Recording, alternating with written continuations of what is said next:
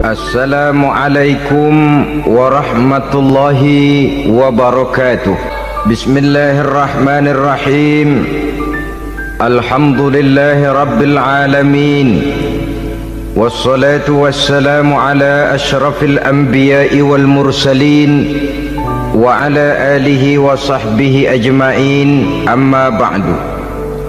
Saudara-saudara kaum muslimin rahimakumullah, salah satu dari misi Islam ialah mengangkat harkat dan martabat manusia yang sebelumnya dibedakan oleh warna kulit, oleh suku bangsa dan bahasa.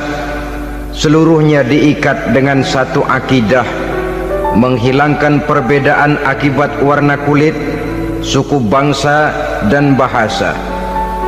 Termasuk dalam upaya itu betapa Islam telah mengangkat harkat dan martabat kaum wanita. Maka pada pertemuan kali ini kita akan membicarakan tentang peranan wanita sepanjang pandangan agama. Sebelum Islam datang, nasib perempuan nyaris hanya berputar di segitiga saja: dapur, sumur, kasur. Kasur, sumur, dapur. Seolah-olah wanita terpaut dengan tiga itu tadi. Seolah-olah wanita tidak bisa berbuat lebih banyak daripada itu. Bahkan di tengah masyarakat jahiliyah, bayi perempuan mendatangkan aib sehingga mereka lalu dikubur hidup-hidup. Maka datang Islam dengan tegas mencanangkan satu revolusi yang mengangkat harkat dan martabat kaum wanita. Nabi bersabda, "An-nisa'u imadul bilad, iza saluhat saluhal bilad, wa iza fasadat fasadal bilad." Wanita adalah tiang negara. Jikalau baik wanita, baiklah negara. Jikalau rusak wanita, hancurlah negara. Dalam berbagai ayat Al-Quranul Karim menjelaskan tentang wanita dan peranannya.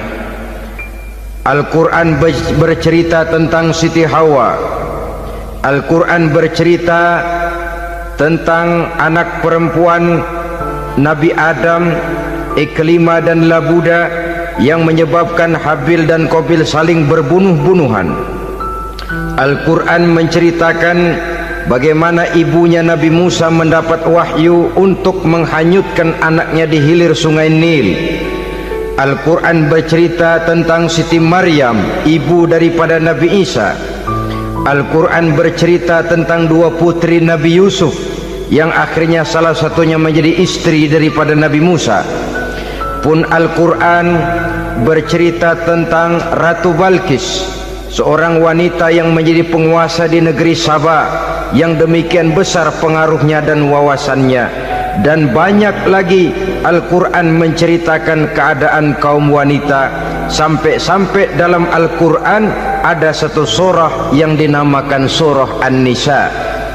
Ini seluruhnya berarti bahwa Al-Quran telah menempatkan kaum wanita dalam satu posisi yang mulia dan terpuji. Al-Quran memberikan emansipasi, bahwa wanita berhak mengejar kemajuan sebagaimana halnya kaum laki-laki. Tetapi sungguh pun demikian, Al-Quran tetap memberikan batasan-batasan sepanjang emansipasi itu tidak bertentangan dengan kodrat kewanitaan itu sendiri.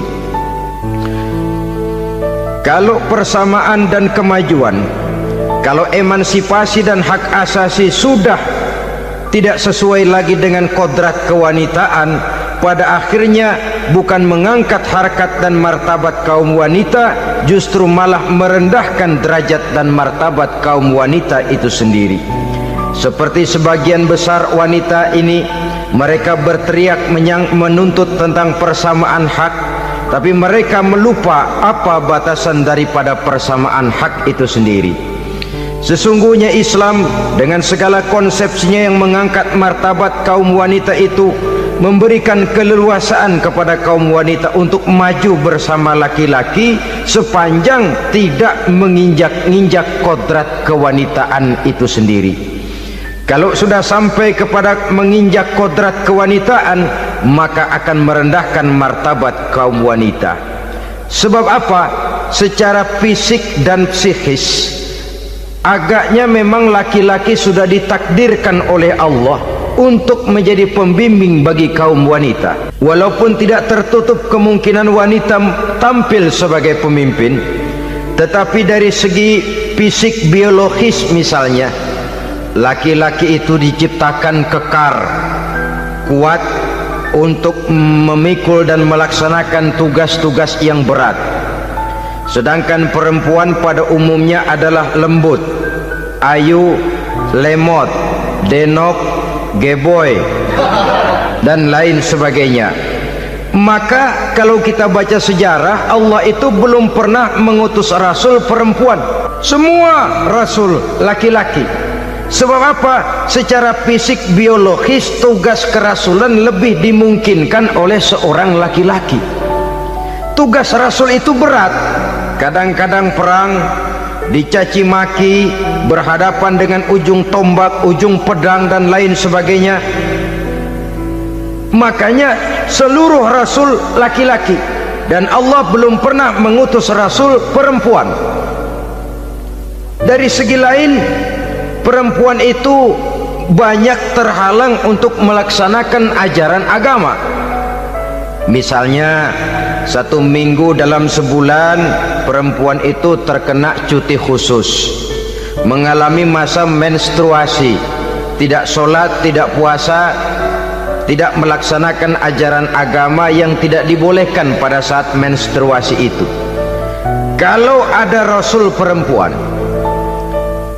lalu saat malaikat akan menyampaikan wahyu, kebetulan rasulnya sedang men, wah, itu bisa balik lagi malaikat Jibril ke langit itu. Mau turun nyampein wahyu, balik lagi ke atas, ditegur, kenapa balik lagi Jibril? Rasulnya lagi head.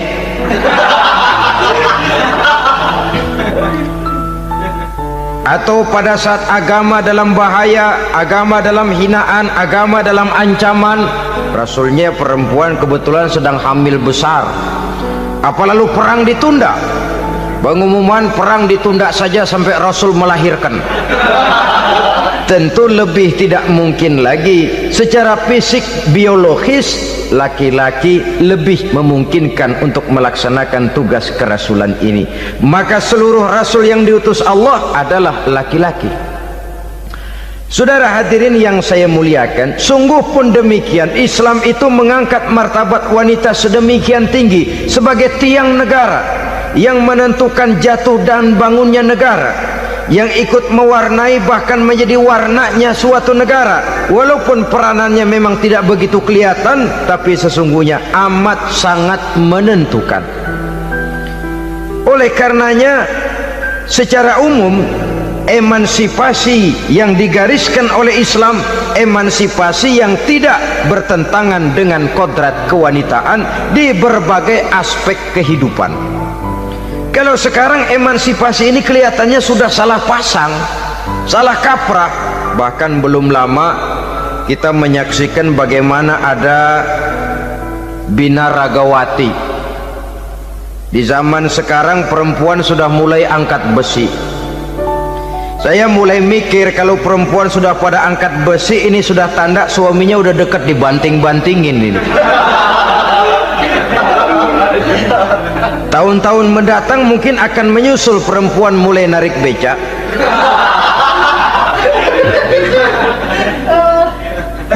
Nampaknya kan sudah tidak lagi mengindahkan kodratnya sebagai wanita. Ada olahraga yang hanya pantas dikerjakan oleh laki-laki. Oleh karena itu pada kesempatan ini kita akan mencoba melihat peranan wanita dari berbagai dimensinya. Yang pertama, peranan wanita sebagai istri. Adalah Rasul memilih istri pertamanya Sayyidatuna Khadijah radhiyallahu anha. Kalau pilihan utama beliau pertama kali nikah dengan Siti Khadijah, jelas itu pilihannya bukan karena kecantikan. Kenapa? Beliau nikahi Siti Khadijah dalam usia 40 tahun Khadijah dan 25 tahun Rasul. Statusnya janda pula.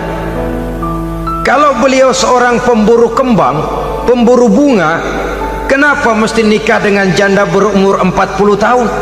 Sedangkan beliau waktu itu masih berumur 25 tahun. Apa sasaran utamanya? Bisa kita lihat nanti. Setelah beliau diangkat menjadi Rasul, ternyata Khadijah lebih daripada seorang istri. Beliau masuk ke dalam staf Nabi. Orang lain beliau belum beriman, beliau malah beriman lebih dahulu sebagai perempuan pertama yang masuk Islam. Orang lain memusuhi Nabi, beliau malah mengorbankan hartanya untuk membantu perjuangan Nabi. Istri setia semacam ini, dengan peranannya sebagai istri yang sedemikian rupa, memberikan andil yang sangat besar bagi kesuksesan dan keberhasilan seorang suami. Sebaliknya, seorang istri bisa mempengaruhi suaminya. Seorang suami yang jujur, polos, lugu, sederhana, bisa jadi koruptor ulung kalau didorong-dorong oleh istrinya. Seorang istri Pak Lurah memang tidak ikut mengatur kelurahan, tapi dia bisa mewarnai suaminya. Seorang istri gubernur memang tidak ikut mengatur provinsi, tapi dia bisa mewarnai suaminya. Sepanjang warnanya positif, tentu sangat baik dan sangat diharapkan. Tetapi kalau warnanya negatif, kiamatlah akibatnya umat ini. Oleh sebab itu, peran pertama dari kaum wanita sesungguhnya adalah sebagai istri yang mendampingi suami untuk mengolah dan melaksanakan tugas-tugas besar. Dari seorang yang paling kecil sampai kepada seorang yang punya jabatan paling tinggi sekalipun, pengaruh dan peranan istri memang sangat menentukan. Saudara hadirin kaum muslimin rahimakumullah, itulah sebabnya Nabi menikah dengan Siti Khadijah. Dan lebih dari itu, sebelum menikah dengan Nabi, Siti Khadijah itu sudah terkenal sebagai pengusaha wanita, business girl kalau bahasa sekarang ini. Bahkan jaringan-jaringan bisnisnya tidak hanya Mekah saja, tidak hanya antar kota, bahkan sudah antar negara, dari Mekah ke Syam, dari Mekah ke Madinah dan lain sebagainya, yang bahkan kita tahu Rasul pada mulanya pun ikut membantu perdagangannya Siti Khadijah radhiyallahu anha ini. Jadi kalau bercermin dari karier Siti Khadijah, boleh saja wanita bergerak di bidang bisnis, asal memang profesi, bukan karena dengan senjata dan modal kecantikan lalu membujuk dan merayu orang sampai telap sehingga bisnisnya berjalan lancar dengan jalan menjual kecantikannya. Tidak, bergerak di bidang bisnis yang memang profesinya di situ. Tidak ada salahnya. Bisa saja perempuan menjadi business girl seperti yang dicontohkan oleh Siti Khadijah radhiyallahu anha ini. Sebab itu, kontes-kontesan yang hanya bertitik kepada rupa yang ayu saja, rupa yang cantik saja, sesungguhnya bukan hanya tidak bermanfaat, tapi saya pikir juga sangat tidak mendidik. Yang mengajar anak-anak remaja putri kita untuk berlomba-lomba hidup dalam kepalsuan. Alis mata palsu, hidung pesek dimancungin, palsu, operasi plastik. Alis matanya dikerik, bikin yang palsu. Tai lalat lagi bikin yang palsu. Gincu bibir dimerahin, palsu. Seluruhnya hidup dalam kepalsuan. Akan lebih baik kalau kita ini misalnya mengadakan kontes yang menitik beratkan kepada ketinggian IQ, kecerdasan, kemampuan, skill, keahlian dan kemampuan. Tidak hanya dititik beratkan kepada rupa yang ayu dan cantik semata-mata, sebab di samping manfaatnya diragukan, juga sangat tidak mendidik buat generasi yang akan datang. terutama ibu-ibu, peran utama wanita sesungguhnya adalah sebagai istri mendampingi suami dalam melaksanakan tugas-tugas besar. Satu hari serombongan ibu-ibu pernah datang menghadap Rasul mengajukan satu resolusi, protes kalau bahasa kita sekarang. Ya Rasul, ada apa bu? Kalau laki-laki sih enak. Enak bagaimana? Iya, kalau orang laki-laki sholat, perempuan sholat. Laki-laki puasa, perempuan puasa. Laki-laki pergi haji, perempuan pergi haji. Laki-laki menuntut ilmu, perempuan bisa menuntut ilmu. Tapi kalau laki-laki pergi jihad, perang membela agama, kami perempuan tidak bisa ikut jihad perang di medan pertempuran. Padahal pahala jihad sangat besar dan kami ingin mendapat pahala jihad. Tidak adil kalau begini ya Rasul, izinkan kami pergi jihad. Ini perempuan di zaman Rasul, kalau ada kebaikan tidak bisa ikut, rasanya rugi bukan main, lalu protes. Apa jawab Rasul? Beliau senyum. Ibu-ibu jangan khawatir, walaupun ibu-ibu tidak maju ke medan perang, ada ibadah yang pahalanya sama dengan pahala jihad itu. Apa ya Rasul? Beliau menjawab, jihadukunna fi baitikunna. Jihadnya ibu-ibu, jihadnya kaum wanita adalah di rumah tangganya sebagai istri. Memasak makanan suaminya, mencuci pakaian istrinya, mengasuh, merawat dan membesarkan anak-anaknya, itu seluruhnya bagian daripada ibadah yang pahalanya tidak kurang dengan pahala jihad. Kenapa? Al-Quran itu memberikan sesuatu sesuai dengan kedudukannya. Kalau perempuan pergi perang jihad membela agama, musuhnya laki semua, kayak apa perangnya? Itu musuhnya bisa nggak mau pakai pedang, perangnya udah gulat aja udah. Sehingga Rasul lalu memberikan satu jalan keluar yang membuat wanita-wanita itu lega. Jihadukunna fi baitikunna. Ibu-ibu sih tidak usah khawatir, jihad ibu adalah di rumah tangga ibu-ibu semua. Sejak bangun tidur sampai tidur kembali, nyaris kaum ibu itu 24 jam pekerjaannya. Sebagai istri, dia melaksanakan jihad di rumah tangganya. Peranan wanita yang pertama adalah sebagai istri, yang walaupun tidak kelihatan dan menonjol seperti halnya laki-laki, tapi sangat mewarnai, bahkan menjadi warna dari tugas apapun yang dihadapi oleh suaminya. Dulu ada seorang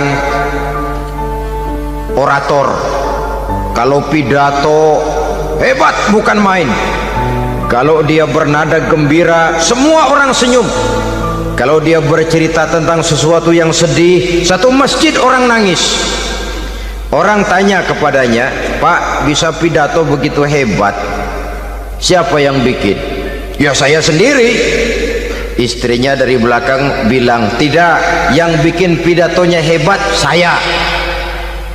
Kata suaminya, mana bisa, saya, kata istrinya. Kalau saudara tidak percaya, tunggu Jumat depan, dia khutbah Jumat, saya akan bikin khutbahnya tidak hebat, kata istrinya. Sudah hari Rebo, siap-siap mau bikin konsep khutbah, baru mau nulis, datang istrinya, Bang, tolong pegangin anak, saya mau ke warung. Mau bikin konsep lagi, kata istrinya, Bang, tolong ini, tolong itu, tolong ini. Sampai mau berangkat khutbah Jumat, khutbah belum selesai dibikin. Begitu naik mimbar, kehabisan bahan. Sudah 10 menit masih ama ba'du. Ini yang dengar heran, ini orang kok bicaranya bisa cuma amat sama badu saja. Di situ kelihatan saudara-saudara betapa peran serta istri yang walaupun tidak kelihatan oleh pandangan mata yang zahir, tapi teramat sangat menentukan. Sekali lagi, tidak ada seorang suami bisa sukses jadi apapun dia tanpa peran serta istrinya di rumah. Tidak ada kemajuan yang bisa diperoleh kalau tidak karena peran serta istrinya di rumah. Tidak ada kesuksesan yang bisa diraih tanpa keikutsertaan daripada istrinya di rumah. Walaupun suaminya yang dikenal orang, suaminya yang dipuji orang, suaminya yang disanjung orang, bagian besar tetaplah saham dan andil daripada istrinya yang di rumah itu. Ini makna an-nisa imadul bilad. Wanita adalah tiang negara. Jikalau baik wanita, baik negara. Jikalau rusak wanita, hancur negara. Karena wanita, negeri Sabah menjadi terkenal tentram, aman, wawasan politiknya luas. Seorang semacam Cleopatra bisa menaklukkan Julius Caesar. Dan begitu selanjutnya. Banyak cerita-cerita betapa wanita yang berperan di belakang layar ini bahkan bisa menggoyangkan negara. Bahkan yang paling dekat saja contoh dengan kita, Senator Gary Hart. Saudara masih dengar tentu itu, betapa harus terpaksa mengundurkan diri dari pencalonan presiden Amerika karena kasusnya dengan Donna Rice itu, dengan hostess itu. Betapa di sini seorang perempuan atau seorang wanita sanggup membongkar seseorang yang punya masa depan ceria untuk menuju kursi kepresidenan dari suatu negara adidaya seperti Amerika, bisa gagal berantakan karena skandalnya itu. Apa penyebabnya? Wanita. Tapi wanita juga bisa menyebabkan menjadi cambuk majunya laki-laki. Wanita juga bisa menghancurkan dan mengubur laki-laki. Saudara hadirin yang saya muliakan, ia memang kelihatannya makhluk yang lemah, tapi di balik kelemahannya itu sesungguhnya dia bisa menelan laki-laki yang bagaimanapun besarnya. Saudara-saudara kaum muslimin rahimakumullah, terutama ibu-ibu yang saya hormati, jadi peranan yang pertama wanita sebagai seorang istri. Yang kedua, wanita sebagai ibu. Ini juga sangat besar pengaruhnya dalam membentuk generasi masa yang akan datang. Bapak, oleh karena kesibukan tugasnya, tentu lebih banyak di luar rumah. Yang nyaris 24 jam di rumah itu ibu. Bagaimana dia merawat anaknya, bagaimana dia menaruh perhatian terhadap anaknya, bagaimana ia melimpahkan kasih sayang kepada anak-anaknya, akan membentuk kepribadian anak dan artinya membentuk generasi yang akan datang. Kalau seorang ibu sudah cuek-cuek saja kepada anaknya, padahal Quran mengatakan al-jannatu tahta aqdamil ummahat, surga di bawah telapak kaki ibu. Hadis ini bisa kita artikan macam-macam. Pertama, anak tidak akan mendapat kebahagiaan tanpa ridho daripada ibunya. Kedua, ibu adalah wanita agung yang harus ditaati. Ketiga, neraka atau surga anak bergantung kepada ibu, bagaimana dia mewarnai anak. Kalau ibunya cuek-cuek saja sama anaknya, dan sering jadi contoh klasik, kalau anak ayamnya beduk maghrib belum pulang, satu RT dicariin, hansip diundang, kalau perlu dan ramil dilaporin. Tapi kalau anak gadisnya jam 12 tengah malam belum pulang, ibu tenang-tenang saja Pak, tidak tergerak dan tidak tertarik hatinya. Ya tentu tidak semua. Kalau sudah begitu, bukankah hakikatnya ibu sudah menciptakan neraka buat anaknya sendiri? Khalil Gibran dalam satu tamsil yang indah pernah mengatakan, kalau kita diberikan sebutir mutiara, sebutir intan, dan intan itu sebutirnya sebesar telur ayam, benda yang sangat langka dan berharga, tentu kita sayang intan atau mutiara itu. Kita jaga baik-baik, kita simpan dalam kotak, kotaknya kita kunci, kotak itu kita simpan di dalam lemari, lemarinya kita kunci lagi, lemarinya ada di dalam kamar, kamarnya pakai pintu, pintunya kita kunci lagi, kamar itu ada dalam rumah, rumahnya pakai pintu, dikunci lagi, kemudian rumahnya pakai pintu gerbang besar, gerbangnya juga digembok lagi.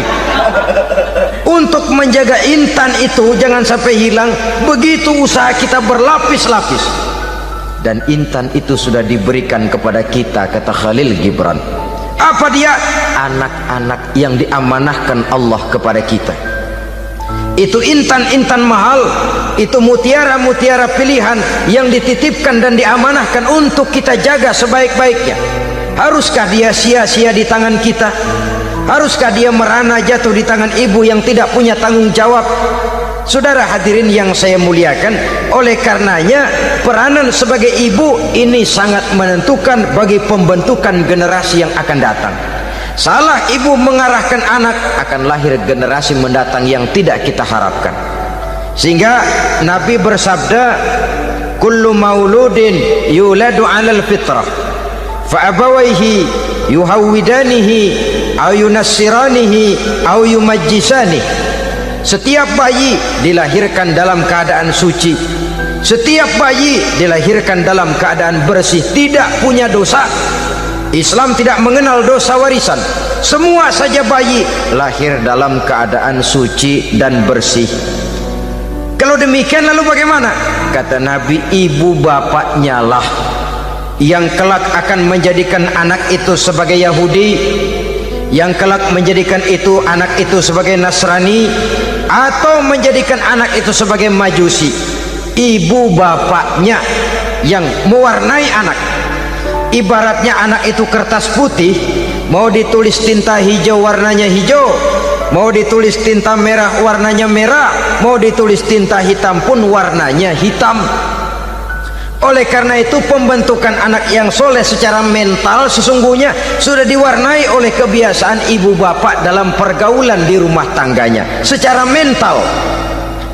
Sehingga dengan demikian saudara-saudara, salah kaprah ibu dalam mengarahkan anak-anaknya akan melahirkan generasi penerus yang sungguh-sungguh tidak kita harapkan, dan pada gilirannya akan membahayakan perkembangan bangsa dan negara, membahayakan kita sebagai suatu umat. Apalagi sekarang ini masih banyak orang-orang muslim, orang-orang tua muslim yang kadang-kadang menyekolahkan anaknya di sekolah yang membahayakan akidahnya, mematikan imannya, menghancurkan tauhidnya. Pokoknya asal bonafid keluar sekolah ada jaminan lapangan kerja. Perkara anak mau kafir mau murtad bukan urusan. Alangkah ironi dan sangat menyedihkan.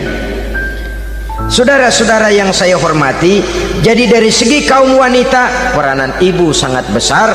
Dari segi anak, ketaatan kepada ibu, doa restu ibu akan membawa kepada kebahagiaan hidup. Doa ibu mustajabah, kutukan ibu manjur. Beberapa hikayat dan riwayat menjadi contoh dan tamsil buat kita betapa tidak ada satu kebahagiaan di dunia ini yang bisa ditegakkan tanpa doa restu daripada ibu. Pantas kalau dalam Al-Quran ada Ummul Kitab, ibunya atau induknya kitab. Tiap negara punya ibu kota, bapak kota tidak ada. Lalu lagi wawasan Nusantara disebut Ibu Pertiwi, Bapak Pertiwi kemana tahu. Saudara hadirin yang saya muliakan, lalu dalam peringatan hari-hari besar nasional ada yang namanya Hari Ibu. Hari bapak nggak pernah diperingati. Ada hari ibu, dan ibu itu pun ada Ibu Kartini, ada Ibu Dewi Sartika, dan macam-macam lagi yang seluruhnya merupakan refleksi dan gambaran betapa peranan kaum wanita di dalam kehidupan ini yang memang banyak mewarnai dan menjadi warna dari suatu kegiatan. Saudara-saudara kaum muslimin rahimakumullah, apabila yang pertama tadi kita melihat peranan kaum wanita sebagai istri, betapa ia berpengaruh besar dalam ikut menunjang keberhasilan dan kesuksesan suaminya. Kemudian pada peranannya yang kedua, wanita sebagai ibu di rumah tangga, betapa ia ikut membentuk, mempengaruhi, mewarnai dan membimbing kepribadian anak sebagai generasi penerus. Maka pada peranan yang ketiga ini kita akan melihat wanita sebagai social agent, sebagai penggerak kegiatan sosial di berbagai bidang kehidupan. Apakah itu bernama majelis taklim, apakah itu bernama perkumpulan dan yayasan-yayasan kemanusiaan, organisasi-organisasi yang bergerak di bidang pendidikan, bahkan di zaman sekarang bukan hanya menjadi penggerak sosial, bahkan sudah banyak kaum wanita yang menggerakkan satu bangsa. Dunia mengenal Margaret Thatcher, dunia mengenal Indira Gandhi, dunia mengenal Bandara Naike, dunia mengenal Corazon Aquino, dunia mengenal Golda Meir dulu itu dari Israel, dunia mengenal Imelda Marcos yang ambisius tapi yang kemudian melangkah kepada jalan yang negatif dari tujuan semula. Ini bukan hanya sekedar social agent, tapi bahkan sudah mengarah kepada menggerakkan dan mewarnai suatu bangsa. Islam membuka pintu ke arah itu. Wanita duduk dan berfungsi sebagai social agent, mengurus berbagai macam perkumpulan yang bertujuan kepada kebajikan, menyantuni yatim piatu, memelihara kesehatan, menyayangi binatang, memelihara kelestarian lingkungan dan lain sebagainya. Islam membukakan pintu sepanjang peranan sebagai istri dan sebagai ibu tidak diabaikan. Ini sebab yang utama. Salah seorang perempuan, kaum wanita, kalau terlalu aktif berorganisasi, terlalu aktif bermasyarakat, terlalu aktif dalam berbagai macam perkumpulan, lalu melupakan tugas utamanya sebagai istri dari suaminya, sebagai ibu dari anak-anaknya. Ibu asik rapat sana rapat sini, anak tidak pernah diajak rapat, akhirnya si anak bikin perkumpulan sendiri, rapat menurut versi mereka, sehingga akibatnya yang timbul anak merasa kurang diperhatikan oleh ibunya. Ngaji bagus, tapi kalau sepanjang hari ngaji saja, suami pulang mau makan tidak ada makanan, mau berganti pakaian belum lagi diteriskan pakaiannya, tentu ini melupakan fungsi yang utama.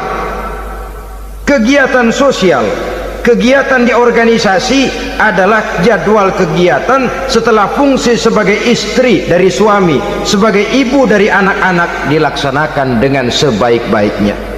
Bukan tidak baik ngaji, kalau dari ngaji ke ngaji saja, bangun tidur ngaji, jam 7 ngaji, berangkat jam 11, sholat zuhur berangkat ngaji lagi, pulang sore, malam ngaji lagi. Suami tidak terurus, anak-anak pun terbengkalai, rusaklah rumah tangga. Dan bukankah satu bangsa terdiri dari satu tatanan masyarakat, dan tatanan masyarakat yang paling kecil bernama keluarga. Keluarga merupakan unit dari masyarakat, unit yang terkecil, dan keluarga terdiri dari pribadi-pribadi yang merupakan bapak, ibu, dan anak-anak. Sehingga masyarakat bangsa yang baik terdiri dari masyarakat yang baik, masyarakat yang baik tersusun dari keluarga-keluarga yang baik, dan keluarga yang baik akan muncul dari pribadi dan individu yang baik. Pribadi dan individu yang baik yang sadar mana kewajiban yang primer, mana kewajiban yang sekunder. Sebagai social agent, dia lalu mawas diri dengan tetap mempertimbangkan kodrat kewanitaannya itu tadi. Saya ikut prihatin kalau ada perempuan main sepak bola,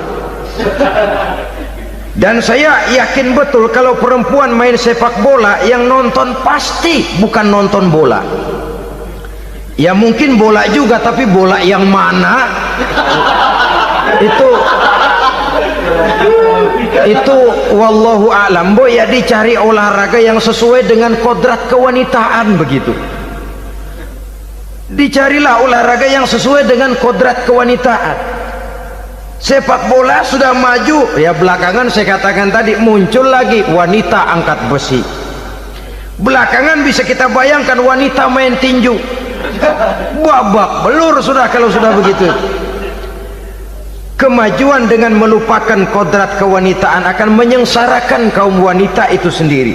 Silahkan maju menjadi social agent, menjadi penggerak di masyarakat. Para istri Rasul bisa kita jadikan satu figur. Siti Khadijah, figur sebagai istri pendamping yang setia, Dikala suaminya bingung, ia tampil memberikan pandangan. Dikala suaminya bingung, ia memberikan tanggapan. Dikala suaminya dimusuhi orang, ia menampakkan kesetiaannya. Kau tidak sendiri bang, aku di sisimu. Dikala jiwanya gelisah ketika pertama kali menerima wahyu berhadapan dengan malaikat Jibril, Khadijah yang menghibur. Kalla ma yukhzikallahu abada. Tidak apa-apa bang, Allah tidak akan menyusahkan kau untuk selamanya. Tenang sajalah, tenang. Abang orang baik-baik, Allah tidak akan menyengsarakan abang. Peran sebagai istri. Dan Rasul mantap, sehingga bertahun setelah Khadijah wafat selalu terkenang dan dikenang oleh Rasul. Pernah satu saat beliau itu seperti orang melamun. Aisyah tanya, kok seperti ngelamun bang? Iya, kata Rasul, saya seperti mendengar suara terompahnya Khadijah di surga. Padahal Khadijah sudah lama wafat. Aisyah mendengar itu rada sedikit manyun. Kata Aisyah, bang, cukup sekali ini saja, jangan sebut-sebut lagi nama itu ya. Cemburu rupanya. Ya soal cemburu sih nggak bini Nabi, nggak bini kita, namanya cemburu. Perempuan mesti ada. Apa jawab Rasul? Ya Humairah, Aisyah, haruskah saya melupakan seseorang yang dikala orang lain memusuhi saya, dia mati-matian membela saya. Dikala orang lain mau membunuh saya, dikorbankan hartanya untuk membantu perjuangan saya. Mestikah saya melupakan orang yang begitu baik? Tidak Aisyah, sepanjang nafas masih ada, sepanjang itu saya tidak akan bisa melupakan Khadijah sayang. Peran sebagai istri Khadijah ini, peran sebagai istri. Suaminya bingung, istrinya memberikan hiburan. Kadang kan tidak, suami bingung, istri bingungan lagi. Ya sudah, mari ramai-ramai kita bingung sudah. Bukan mencari jalan keluar, yang sudah bingung malah ditambahin bingung lagi. Saudara hadirin yang saya hormati, lalu figur Siti Aisyah, muda, cantik, kreatif, cerdas. Kalau bahasa sekarang barangkali wanita karier ini. Ini figur-figur loh. Jadi punya keistimewaan masing-masing, sehingga ada pilihan. Ya tentu orang mencari istri itu kan karena ada dasar pilihan. Mungkin rupanya kurang menarik tapi akhlaknya bagus. Mungkin akhlaknya sedang-sedang saja tapi potongannya cakep, masih ada pilihan. Sudah potongan jelek, akhlak bejat, emangnya lu milih merem tempo hari ya?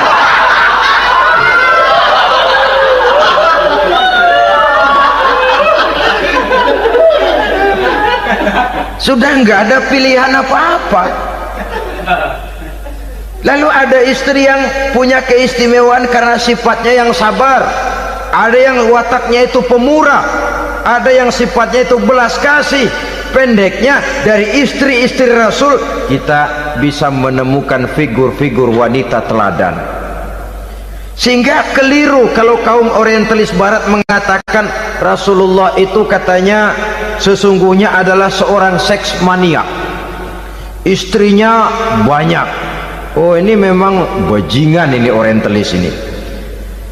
Kalau Rasulullah itu seorang seks mania, tentu yang dinikahinya itu pertama jelas gadis semua, yang kedua tentu cantik-cantik semua. Dari istri-istri beliau yang dikawininya dalam keadaan gadis cuma Siti Aisyah, selebihnya janda.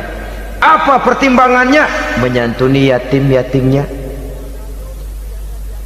mengayomi janda-janda yang ditinggal suaminya gugur di medan perang, untuk memperkuat keimanannya. Itu pilihan utama Rasul. Kita sekarang ini ya ngakunya sih ikut sunnah Rasul, cuma sunnahnya urusan kawin melulu. Ada duit sedikit, kawin maning, kawin maning. Ditanya orang kenapa kawin melulu sih mas, sunnah Rasul. Bukan main. Kalau sudah urusan kawin pahlawan betul sunnah Rasul. Padahal kawin lagi dalam Islam itu sungguh pun boleh, tapi tidak diperintah. Tidak diperintah, memang cuma boleh. Itu kalau dalam pesawat itu cuma semacam emergency exit lah ya, yang tidak boleh sembarang waktu bisa dibuka. Kalau memang sanggup berlaku adil, tafadhol. Kalau tidak, satu juga nggak habis. Lagian saya kira perempuan itu kan cuma perbedaan rupa saja, perbedaan selera saja. Seperti singkong dengan sate, bedanya kan cuma di tenggorokan. Kalau sudah masuk ke perut, kenyangnya kan sama. Perempuan cuma berbeda dalam selera, rasanya barangkali ya, barangkali.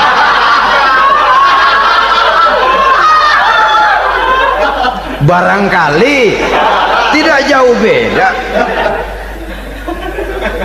Saudara hadirinlah, Islam ini mengatur lewat pintu yang dinamakan nikah itu tadi, sehingga dengan demikian bisa dinikmati secara tenang, tentram. Tidak usah manusia ya, kucing saja. Coba lihat kucing. Kalau ikan dia boleh nyolong, kucing itu boleh curi, makannya nggak tenang kucing. Coba lihat ini. Asal dia nyolong ikan, makannya juga mindik-mindik. Matanya nengok kiri, nengok kanan, ada sedikit gerusak, kabur. Secara nalurinya kucing tahu kalau ini ikan curian, makannya nggak tenang dia. Tapi kalau ikan kita kasih, kucing anteng, geledek juga nyamber, manteng aja dia. Nalurinya mengatakan ini ikan dikasih sama yang punya, tenang dia. Saudara hadirin yang saya hormati, orang juga gitu. Kalau hubungan suami istrinya sudah sah, diikat dengan akad nikah, tenang, anteng, nggak gerasak gerusuk, nggak kayak diubur-ubur maling, anteng aja. Dan yang ngintip juga buat cuek aja udah. Biarin aja dia ngintip, capek sendirilah.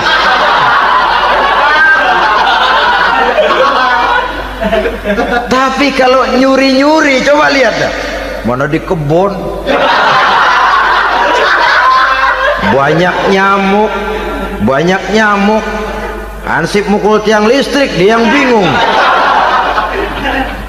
Islam ini sesungguhnya memudahkan jalan, saudara-saudara. Jadi sebagai social agent, wanita bisa berperan untuk itu, apalagi untuk hal-hal yang menyangkut wawasan kemanusiaan, di mana kaum wanita karena emosinya lebih tinggi daripada kaum laki-laki, dia sangat peka terhadap masalah-masalah yang menyangkut kemanusiaan. Hatinya mudah tergugah, perasaannya cepat terenyuh, dengan penderitaan dia cepat tergugah. Dia bisa menjadi social agent tanpa harus melupakan fungsi utama sebagai istri dan sebagai ibu dari anak-anaknya, sebagai istri dari suaminya. Saudara hadirin yang saya muliakan, dahulu Al-Quran pernah menceritakan betapa istri-istri pembesar di istana mewah di zaman Nabi Yusuf, kalau istilah sekarang nyonya-nyonya jet set, nyonya-nyonya VIP, betapa mereka mau memporak-porandakan keimanan seorang pemuda seperti halnya Nabi Yusuf alaihi salam. Dan Nabi Yusuf kemudian ternyata tidak mau jadi gigolo yang kerjanya hanya menyenangkan wanita-wanita jet set kelas VIP ini tadi. Sesungguhnya ini cuma satu simbol yang kejadiannya bisa saja terjadi pada zaman modern dalam versi dan kondisi yang berbeda. Namun bagaimanapun juga, wanita dengan peranannya sebagai social agent, sebagai penggerak masyarakat, sangat besar pengaruhnya dalam ikut mewarnai perkembangan suatu negara. Seorang suami perlu memberikan dorongan kalau istrinya aktif di bidang sosial, asal dengan catatan saja, fungsi sebagai istri, fungsi sebagai ibu jangan sampai terlantar karenanya. Bahkan saya katakan tadi, di zaman sekarang wanita tidak lagi hanya berfungsi sebagai social agent, bahkan sebagai national agent, penggerak dari satu bangsa. Muncul wanita-wanita yang jadi menteri, yang jadi anggota DPR, bahkan yang jadi kepala desa dan lain sebagainya. Secara umum memang ar-rijal qawwamuna 'alan nisa, laki-laki adalah pembimbing bagi kaum wanita karena kelebihan fisik biologis, kelebihan kemampuan intelektual dan lain sebagainya. Namun wanita pun boleh saja menjadi social agent sepanjang catatan yang saya sampaikan tadi. Jangan sampai melupakan kodrat kewanitaan, jangan sampai mengalahkan fungsi sebagai istri dari suaminya, sebagai ibu daripada anak-anaknya. Nah, kemudian fungsi yang keempat di bidang ilmu pengetahuan. Islam memberikan kesempatan yang sama kepada kaum wanita. Talabul ilmi faridatun ala kulli muslimin wa muslimatin. Menuntut ilmu itu wajib hukumnya bagi orang Islam, baik laki-laki maupun perempuan. Sampai dibentuk kalimat pengecuali khusus ini, muslimin wa muslimatin, bagi muslim laki-laki, bagi muslim perempuan. Dan alhamdulillah, kalau dulu di zaman Raden Ajeng Kartini nasib perempuan berada di balik pintu yang digembok rapat-rapat, siklusnya berputar cuma sumur dapur kasur, kasur sumur dapur, dapur sumur kasur. Melingkar di situ satu saja peranan kaum wanita. Memberontak jiwa Raden Ajeng Kartini, menuntut persamaan bahwa wanita berhak maju sama dengan laki-laki. Entah Islam sejak 14 abad yang lalu sudah mencanangkan ini, menuntut ilmu wajib bagi laki-laki dan perempuan beragama Islam. Orang Islam baik dia laki-laki, baik dia perempuan, wajib menuntut ilmu.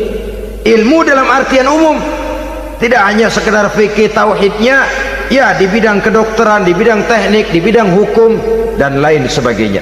Ini yang perlu dibanggakan. Kalau perlu, ini yang perlu diadakan kontes IQ, wanita yang paling berprestasi di bidang ilmiah, wanita yang punya prestasi di bidang menjaga kelestarian lingkungan hidup, wanita yang punya prestasi menggerakkan sosial, menyantuni yatim piatu, memelihara kesehatan. Adakan kontes macam itu untuk mendorong. Ini enggak, kalau kontes yang diukur betis,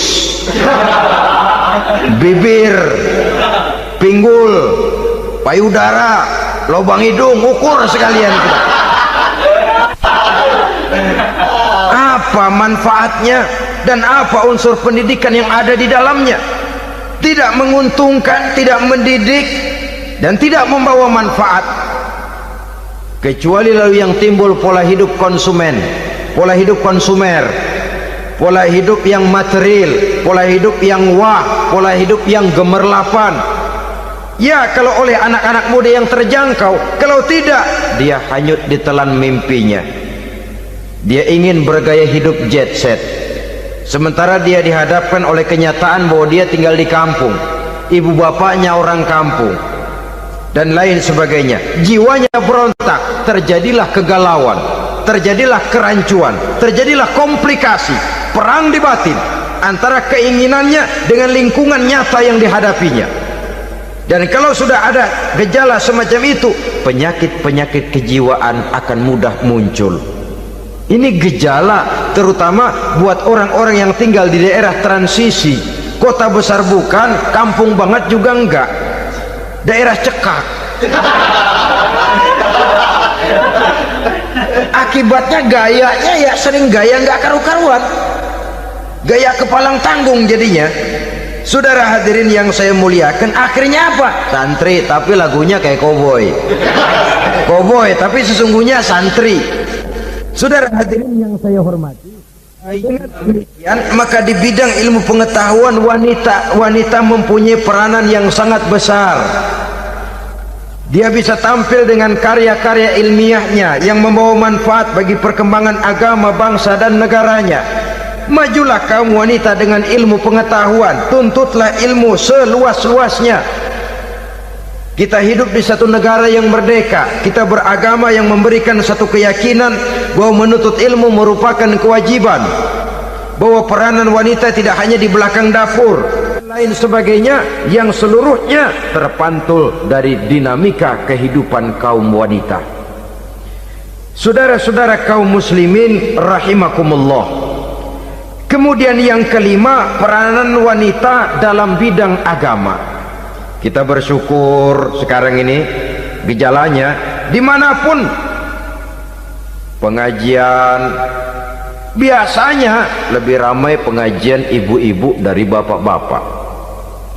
Peringatan hari-hari besar keagamaan, biasanya lebih ramai ibu-ibu daripada bapak-bapak. Pengajian ibu lebih ramai, padahal kalau bicara sibuk, lebih sibuk ibu daripada bapak misalnya. Kalau sudah pengajian bapak-bapak, biasanya pengajiannya ramai cuma 3 giliran itu: pembukaan, maulid, penutupan. Kalau sudah yang rutin pengajian tiap minggu, 3 pojok yang ngaji, yang atuh nguap, yang atuh pules, yang atuh ngiler. Saudara hadirin yang saya muliakan, ada badan kontak majelis taklim yang merupakan wadah daripada kegiatan ibu-ibu. Ada Ittihadul Muballighat, Persatuan Muballighat, ada Persatuan Para Asatizah, dan macam-macam lagi peranan ibu-ibu di dalam kehidupan beragama. Tapi sesungguhnya harus dimulai dari bagaimana si ibu mewariskan jiwa agama kepada anak-anaknya di rumah tangganya. Kalau itu gagal, dia mau melangkah ke masyarakat, dia sudah gagal sejak awal sesungguhnya. Keberhasilannya dia menata masyarakat akan mengakibatkan dia nanti bernasib seperti Nabi Nuh, berhasil mengajak beberapa orang kafir mengikuti ajarannya, tapi gagal mengislamkan putranya sendiri Kan'an. Bukan tidak berusaha, tapi memang Allah sudah menghendakinya sedemikian untuk menjadi contoh buat kita semua. Yang penting orang tua berusaha dan berikhtiar. Kalau sudah berusaha dan berikhtiar, anak ternyata memang sulit diurus, barangkali memang fotokopinya Kan'an tuh anak. Ya orang tua kalau sudah berusaha, ya tawakallah. Jangan belum berusaha lalu berkata, jangan anak kita, anak Nabi aja ada yang bengal. Ngajar tidak mau, mengajar anak tidak mau, mendidik anak tidak mau, lalu mencontoh Nabi, salah kaprah namanya. Kaum wanita bisa berperan di dalam agama. Ketika Rasul hijrah, itu kan beliau tidak langsung ke Madinah. Dari Mekah itu beliau mengambil jalan arah ke kiri menuju Gua Sur. Ini dalam strategi militer punya makna sendiri. Jenderal yang ulung, ahli strategi militer ini. Di Gua Sur sana beliau tinggal 2 hari 3 malam. Siapa yang membawa makanan ke Gua Sur? Siapa yang menjadi kurir untuk mengintai kegiatan-kegiatan Quraisy setelah Nabi berangkat hijrah? Asma, putri Abu Bakar Siddiq radhiyallahu anhu. Jadi kurir, jadi spion, membawa makanan untuk Rasul dan ayahnya di Gua Sur. Ini peranan wanita di tengah bahaya, di tengah keadaan posisi terjepit. Rasul di dalam gua, diamatinya keadaan Quraisy, dilaporkannya kepada Rasul jasa seorang wanita bernama Asma, putri dari Abu Bakar Siddiq radhiyallahu anhu. Rabi'atul Adawiyah, seorang sayyidah sufiyah, ahli tasawuf yang terkenal dengan ajaran cintanya kepada Tuhan. Dia bisa menjadi tokoh wanita dalam gerakan sufi oleh karena kegiatannya di bidang agama, dalam arti mujahadahnya kepada Allah Subhanahu wa ta'ala. Dia korbankan bagian besar daripada hidupnya untuk mengabdi kepada Allah. Setelah suaminya meninggal, seumur hidup dia tidak pernah nikah lagi. Bukan tidak cantik, cantik. Bukan tidak ada yang mau, banyak yang meminang. Bahkan diantaranya termasuk Sufyan Tsauri, seorang tokoh juga, pernah mencoba meminang beliau. Kata Sufyan, Rabi'ah, bagaimana? Kamu kan janda? Iya. Lalu, lah saya kan duda. Jadi bagaimana? Daripada kita masing-masing sendiri-sendiri, kan lebih baik kita join. Maksud kamu apa? Saya mau meminang kamu. Boleh? tapi mas kawinnya saya minta engkau jawab 4 pertanyaan saya. Kalau bisa, diri saya seutuhnya saya berikan kepada kamu. Kalau tidak, tidak usah saja. In ajabtani fi 4 masail fa ana laka. Kalau engkau sanggup menjawab 4 pertanyaan saya, seluruh diri saya bulat-bulat saya serahkan kepada kamu. Yang pertama, Sufyan, semua orang kan bakalan mati. Iya, ya soal mati sih sama, mati. Cuma hakikat mati kan lain-lain. Ada yang matinya itu husnul khatimah, mati baik di akhirnya. Lagi ngaji mati, lagi baca Quran mati, lagi sholat mati, lagi dengar ceramah mati, lagi sodakoh mati. Itu mati-mati yang su'ul khatimah. Ada yang mati itu mati yang husnul khatimah, maksud saya. Ada mati itu yang disebut su'ul khatimah, jelek di penghujungnya. Lagi nyekek botol mampus, lagi banting kartu plak plak habis,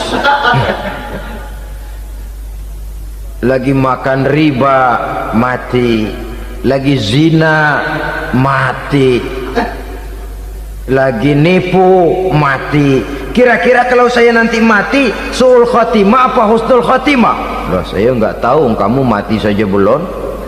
Tidak bisa kamu jawab, tidak bisa. Yang kedua, setelah mati kita masuk ke alam kubur. Di kubur kita akan dapat nikmat kubur atau azab kubur. Hari itu kira-kira saya dapat nikmat apa dapat azab? Saya tidak tahu.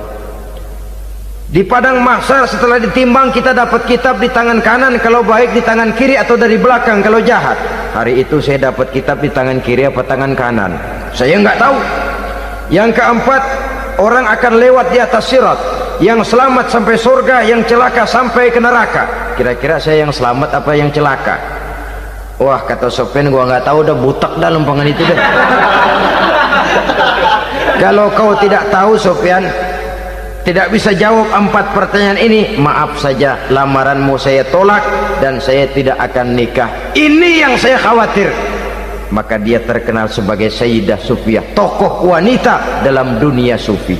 Dan artinya wanita bisa berperan banyak dalam bidang agama, sebagai pengasuh majelis taklim, sebagai pengasuh yatim piatu, sebagai gerakan-gerakan keagamaan yang positif dan lain sebagainya. Ini dimungkinkan karena Islam menunjang harkat dan martabat kaum wanita. Maka majulah kaum wanita Islam Indonesia dengan tetap menjaga kodrat kewanitaannya. Inilah yang kita sampaikan pada kesempatan ini. Terima kasih atas segala perhatian, mohon maaf atas segala kekurangan. Wassalamualaikum warahmatullahi wabarakatuh.